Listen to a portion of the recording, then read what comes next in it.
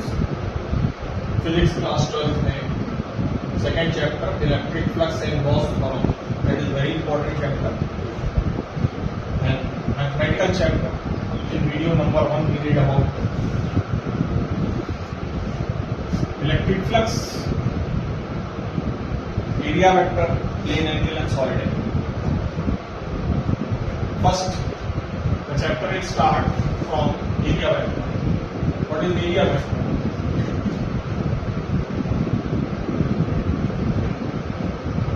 You know that area vector? In 9th, 10th we read about area, but we don't know. But we don't know area is a vector quantity or a small quantity. But in this topic, in this chapter, we read about area vector. It is a vector quantity or scalar quantity. So ये बताया गया, it is area vector is actually a vector quantity. It is a cross product of length into birth in a small classes. We read about the area of rectangular sheet is equal to length into birth. Actually, area of any plane is a vector quantity. Its direction is perpendicular to the plane. For example, this is any rectangle whose length is L. Suppose that whose length is L and breadth is B. So area vector, area is actually a cross product of length into breadth. And you know that the cross direction of the cross product is just perpendicular to the L and B. So the area, this is the magnitude of area, and that area vector is perpendicular to the plane. This is area vector. Direction of area vector is perpendicular to the plane. So when we want to convert it in area vector, we know n cap is a unit vector perpendicular to the plane. So area vector, A vector is L into B into n cap. That is area vector. So when any area is converted into vector form, we have to multiply the unit vector perpendicular to the plane. Suppose this is any ring whose area is A. Whose area is A. So area vector is this. Let unit vector perpendicular to the ring, perpendicular to the plane of the ring is n cap. So area vector A vector is equal to n cap into A. That is, the direction of area vector is just perpendicular to the plane. This is area vector. Next topic is plane angle. We read about plane angle and solid angle. Plane angle, आपने you read in class 11th. There are 7 fundamental quantities and 2 supplementary quantities, angle and plane angle. Now in this chapter we read about what is angle and what is plane angle and what is the difference between them. Plane angle, simply the angle is called plane angle. Plane angle, the definition of plane angle is,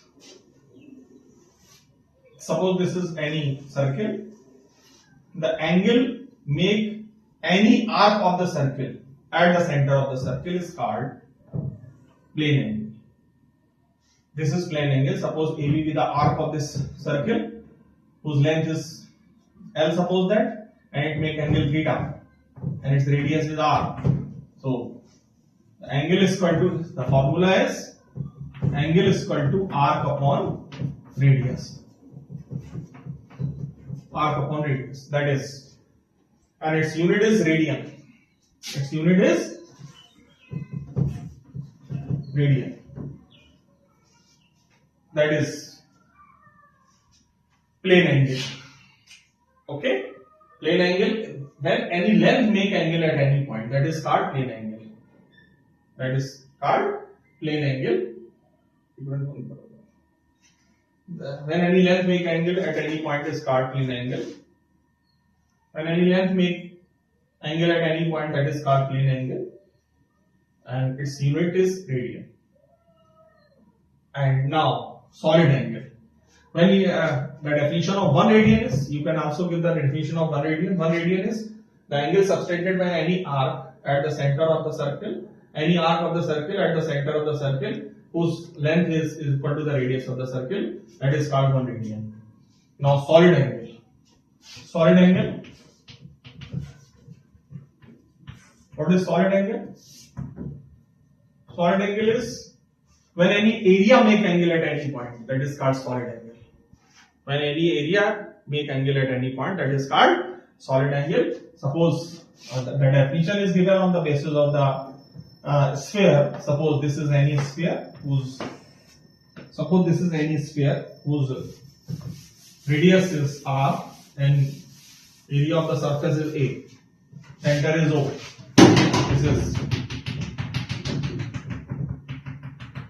This is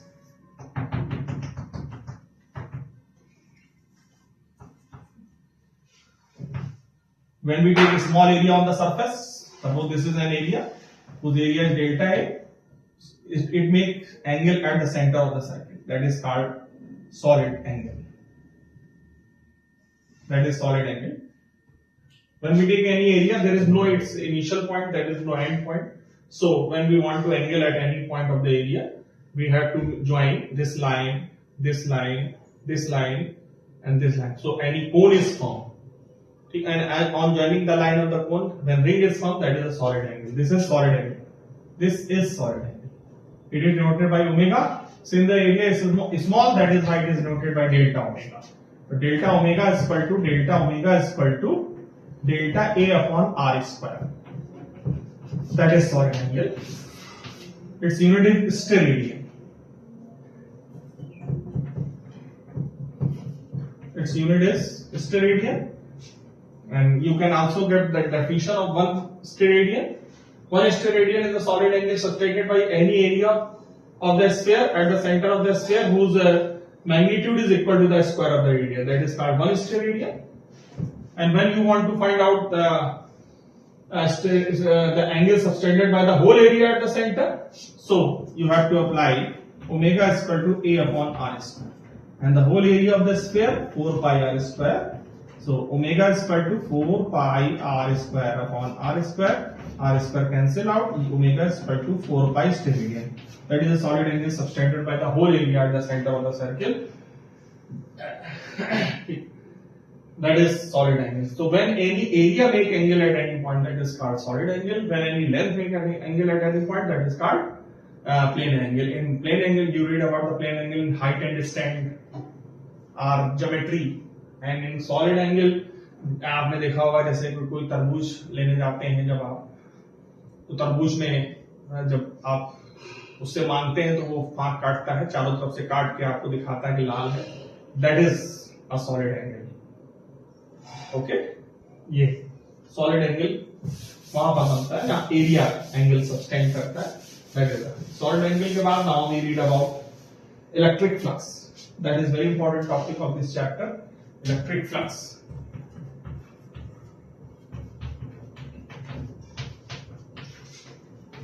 Electric flux. What is electric flux? In small classes you read about magnetic flux. When we take any area perpendicular to the magnetic line of force, that is called magnetic flux. The number of magnetic line of force passed through the area is called magnetic flux linkage with that area. It is denoted by phi. Similarly, electric flux. When we take any area perpendicular to the plane, when we take any area perpendicular to the electric line of force, these are uniform electric line of force. This is electric line of force, and this is any area. So when any area is taken perpendicular to the electric line of force, the magnitude of electric line of electric field is E, and any area A is perpendicular. So when we take any area perpendicular to the electric line of force, then the number of electric line of force passed through the area, that is called electric flux linked with that area. It is denoted by phi E. Phi is equal to integration of E dot A. E dot dA. What is the mean of E dot dA? When we want to find out the electric flux passed through this area, we don't directly hit an EA. We have to take a small area on this surface, that is dA, and make area vector, see the direction of area vector, and see the direction of E vector, and apply E dot dA. That is the electric flux passed through the small area. When we integrate that, that is the pass through the whole area. So when we want to find out the electric flux passed through this area, we have to take small area on this surface, that is dA, and direction of area vector is dA vector. dA vector and electric field is same direction. is in same direction, so the electric flux pass through a small area. d phi, it is written by d phi is equal to E dot dA. That is the electric flux pass through the small area. And E, the magnitude of E is E, the magnitude of dA is dA, and the angle between them is 0 because they are parallel to each other. Area vector is perpendicular to the plane, and this is the direction of the electric field. So E dA, cos 0, the value of cos 0 is 1. This is the electric flux pass through the small area. Now the electric flux pass through the whole area, that is phi is equal to integration of E dot dA. By putting the value of E dot dA, phi is equal to E dA. Now E is constant, phi is equal to E is taken out, and integration of dA. Integration of dA, 1 dA, you know that integration of 1 dA is A. So the electric flux pass through the whole area is EA. The formula is, it is as same as VA, but with this method we find out. In this chapter, this concept is repeated continuously. When we find out the area of any electric flux pass through any area, we have to take a small area on the surface and find out the direction of dA, and small find out electric flux pass through the small area, then electric flux pass through the whole area. Unit of this electric flux is a vector is scalar quantity because it is a dot product, and the unit is Newton per Coulomb. Electric field and meter square. Newton meter square per Coulomb, and dimension is MLT minus 2 L square meter square upon Coulomb, Q is equal to 80. So its the unit is ML3 T minus 3 A minus 1. This is dimension. And when area vector makes some angle with the electric field, then what happened? See that when area vector makes some angle with the electric field, like electric field is this type, suppose that, and area is this, area is same, direction of electric field is this. When we take a small area on this surface, dA, the direction of dA vector is this, area vector make angle theta with electric field. So the electric flux pass through the small area, EDA. Now it is cos theta, the angle between them, EDA cos theta, and EDA cos theta, electric flux pass through the whole area, EDA cos theta, E cos theta taken out, E cos theta,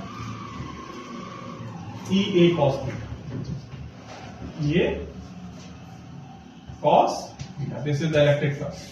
When area vector make angle with electric field, then the electric flux pass through the area is EA cos theta. And the electric field, this is the open surface. Now we are finding the electric flux through the open surface. When any closed surface like hollow ball, hollow bubbles, hollow balls or balloons is filled with air is placed in the electric field. When any closed surface is placed in the electric field, then the electric flux pass through the area. Phi is equal to integration. This sign is applied.